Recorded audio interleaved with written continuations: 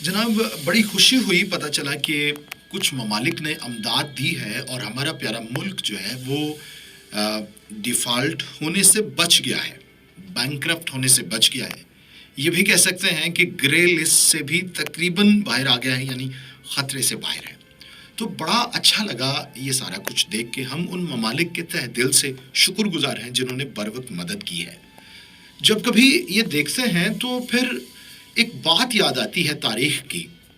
हम सब जानते हैं कि हज़रत यूसुफ जब मिस्र में थे तो मिस्र के बादशाह को दो ख्वाब आए थे।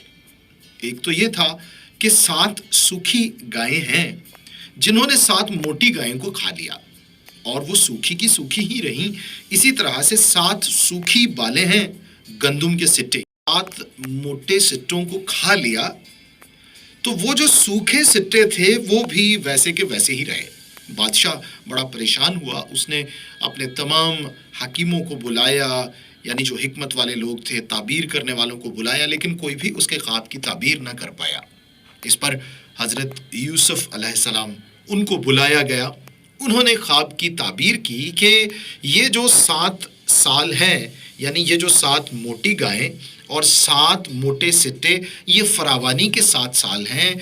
इनमें इस मुल्क में अनाज बाइफरात होगा और जो सूखे सिट्टे हैं और सूखी गायें हैं उनका मतलब ये है कि अगले 7 साल कहत के साल होंगे जिनमें ज़बरदस्त कहत पड़ेगा।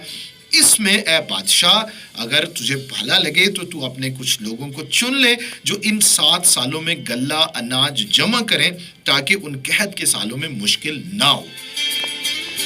और वो क्या है कि बादशाह ने मशवरा किया अपने वज़रा से और सभी की मुत्तफ़िका राय से हज़रत यूसुफ को ही सेलेक्ट किया गया कि वो ही इस सारे मामले को देखें। और हज़रत यूसुफ जो हैं वो मिस्र में दूसरे दर्जे के हाकिम हुए।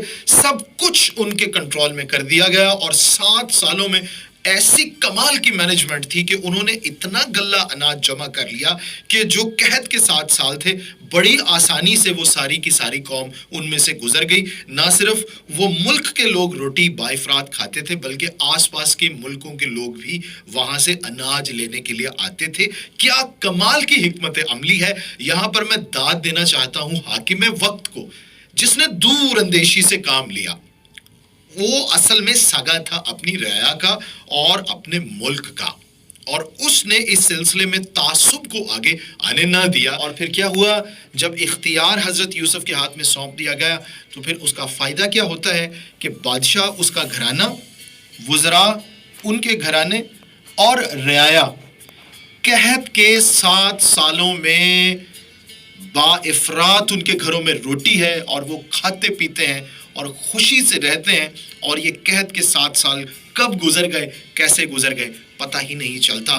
सैल्यूट पेश करते हैं हम हज़रत यूसुफ की मैनेजमेंट को, उनकी हिकमत अमली को, उनके इदराक को। बहुत सी बातें वैसे तो जनाब हमें सीखने को मिलती हैं इस वाक़े से।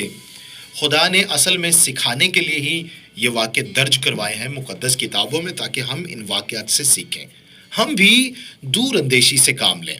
हमारा ये मुल्क है, हमने इसको संवारना है, ये हमारा घर है, हमने इसमें रहना है। वो फैसले लें जो देरपा हों, जो देरपा हमारी नस्लों के लिए फ़ायदे का बाइस बने। फिर ख़ानदानी सतह पर जब हम ये देखते हैं, हमने बच्चों के रिश्ते नाते करने हो, हमने बिज़नेस शुरू करना हो, हमने तालीम हासिल करनी है, उसके लिए हमने कोई कोर्स सेलेक्ट करना है, कुछ भी है, तो दूर अंदेशी से हम काम लें। और एक बात, जो काबिल शख्स है हमेशा उसको इज्जत दें। जिसे खुदा ने इज्जत दी है, इंसान को लाजिम है कि इंसान उसकी इज्जत करे।